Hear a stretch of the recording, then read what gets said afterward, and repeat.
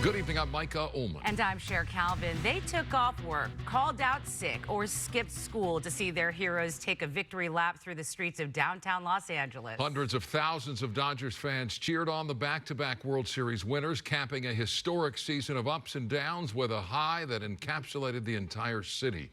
The day-long party started with a parade through downtown L.A. as screaming fans, young and old, gathered to get a glimpse of their heroes atop double-decker buses as they made their way to Dodger Stadium for a victory rally. We have live team coverage of this historic day in L.A., beginning with Mary Beth McDade live at Dodger Stadium. MB.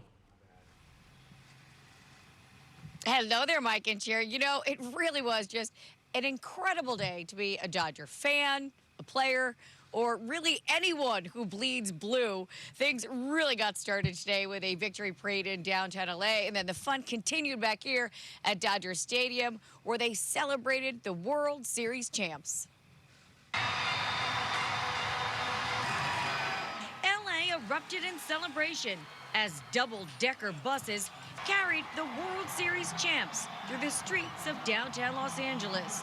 Blue confetti filled the air, while hundreds of thousands of Dodgers fans cheered for their beloved boys in blue. Back to back. Nobody thought we were going to make it, and we took it. We took it, baby, back to back. All your favorite Dodgers, including a shirtless Kike Hernandez and a picture-posing Shohei Ohtani, along with their families and Dodgers management, celebrated the big back-to-back victory. They all waved to adoring fans as the parade wove its way down Grand Avenue and wrapped around onto Figueroa Street before heading back to Dodger Stadium for a rally. Feels exciting! Back to back! Woo! We're gonna do a three-peat like the Lakers! A sea of fans decked out in blue and white could be seen packing streets, sidewalks, staircases, and even overpasses, trying to get an up-close look at the world champs. It feels amazing. I'm coming from Bakersfield, and I'm from LA. It's Puro Echo Park. Let's go, Dodgers! Some faithful fans even arrived in the overnight hours to make sure they got a good spot along the parade route. And the people who have been here since really dark 30, some of them here when there were just a handful of people, it was still dark. They've been waiting for hours. Based on the sounds of the crowd and the excitement and love in the air, today's victory parade brought pure jubilation to all. I'm a Los Angeles Dodgers fan, but I came all the way from Brazil. Go Dodgers! There we go!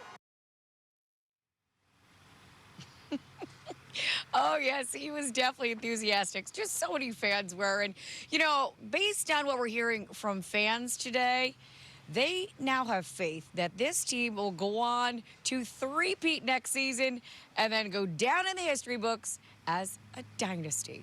Mike and Cher, what do you think? Time will tell, Mary Beth. Thank you. Following that parade, the boys in blue headed inside a sold-out Dodger Stadium for a big rally. Steve Hartman joins us in studio with more on that celebration. Steve. Cher and Micah, the Dodgers players and coaches thought the parade a year ago was unbelievable, and they were blown away again today with the turnout and support from their fans as the festivities only got bigger and better. After having all kinds of fun on their parade through the streets of downtown LA, the Dodgers made their way into Dodger Stadium to a loud ovation from the fans that had been there all morning waiting for them to arrive. Ice Cube delivered the trophy to the stage as the team then took turns making speeches. Buenas tardes. You know what? Losing isn't an option. We did it together.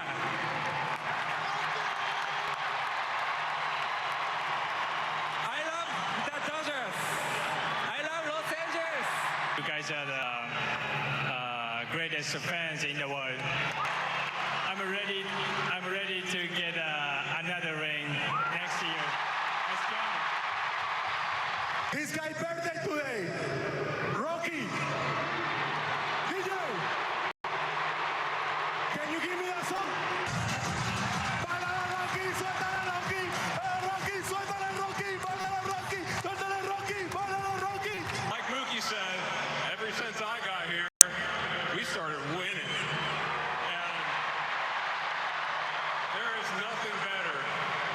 hoisting up these trophies for you guys. Job in 2026 starts now. Today, I get to say that I'm a champion for life.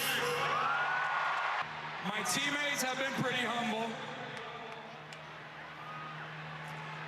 but I think it's time to talk. Yes! We're a mother effing dynasty, baby! All right, we're going to have plenty more on the Dodgers celebration coming up in sports. Micah, back to you. All right, Steve, thank you. We will be celebrating the World Series champions throughout the night, but if you missed any of the action, the parade and Dodger Stadium rally is up on our website, KTLA.com, and on KTLA+. And you saw there the sun came out. It was foggy this morning. Sun came out, blue skies, white clouds, just for the Dodgers, of course, right, Vera? Of course. Yeah, I was here last night, and I was like, you guys make sure you dress in layers. It's going to be gray in the morning, but there's going to be plenty of afternoon sunshine. And yes, indeed, it was a lovely day, not just for the parade, but also for the big celebration at Dodger Stadium. We do have the marine layer back, just like we had it last night, and we're going to see it again tomorrow morning. We are going to see a deeper marine layer by the time we get to the middle of the week. The approaching trough, is going to bring that subtle cooling. We're also going to see those morning clouds with, again, the afternoon clearing in some areas, complete clearing, and others only partial. We are also going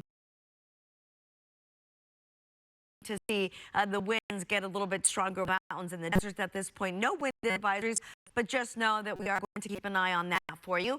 In the meantime, we're going to see a rebound in those numbers by the time we get to Thursday and Friday. In the meantime, we also have an air quality alert that will be with us today, tomorrow, and it should expire by midnight on Wednesday. So just before, the sun comes up, this will be gone. So this is going to be a widespread air quality alert, and basically what they're asking is that unless you're above 3,000 feet, please do not burn any wood. We do have a little pollution out there, and they're saying that, well, it's just going to make it a little bit worse if you do turn on your fireplace and burn that wood. So please do not. So not only do we have a high surf advisory, but now we also have a flood watch, and this is going to be for Ventura County beaches, especially those west-facing ones. We're looking at some high surf, 8 to 12 foot waves. We're also looking at the potential for flooding because of high tides, and with that, we also have strong and dangerous rip currents in the Pacific Ocean. So please make sure that if you are going to go surfing or swimming or anything in the water, that there is a lifeguard that is open and that someone is actually working it. We'll take a look at the rest of those details and numbers in a moment. For now, we'll send it back to you guys. Vera, thank you. The White House says it will follow a federal judge's order to restart SNAP payments, but admits the payout will only be partial, and there's still no clear timeline for when the money will reach recipients. In new court filings, the U.S. Department of Agriculture says it can only cover about half of this month's SNAP benefits before emergency funds run out. And there's another problem. Recalculating partial payments for 42 million recipients could take weeks, even months. House Speaker Mike Johnson says that means more delays for families who depend on the program, but Democrats don't agree. This is an intentional decision not to pay full benefits because the money exists. It's not as easy as hitting go send on a computer. You got to go through and recalculate partial payments to the 42 million recipients of the program. The House remains out of session, but the Senate plans to vote again on the government funding bill tomorrow. The federal government shutdown will certainly be on everyone's minds as they head to the polls tomorrow. The tense federal standoff shining a bright spotlight on a number of races and measures nationwide. An off-year election is usually a relatively quiet one, but even the single item on California's ballot, the debate over Prop 50, has major ramifications nationally. John Fenolio is live in the news center with more on what's at stake in tomorrow's election. John. Sure, Micah. From California to New York City, millions of voters will head to the polls tomorrow to vote on ballot measures, along with state and local races. But here at home, voters will have their say on just one issue, Proposition 50, and decide whether to vote for or against Republican-led efforts at redistricting to maintain GOP control of the House of Representatives. Yes, on 50. Thank you guys very, very much. On November 4th, Californians will vote on Proposition 50, a statewide ballot measure that would create a new congressional map that could flip as many as 5 Republican-held House seats to Democratic control. Prop 50 is not about drawing lines on a map. It is about holding the line to what makes us who we are. Supporters of Prop 50 say the measure is necessary to combat Texas and other red states that are redrawing their own congressional maps, pushed by President Trump to favor Republicans in the House of Representatives, a process known as gerrymandering. California's map was decided by an independent citizens commission.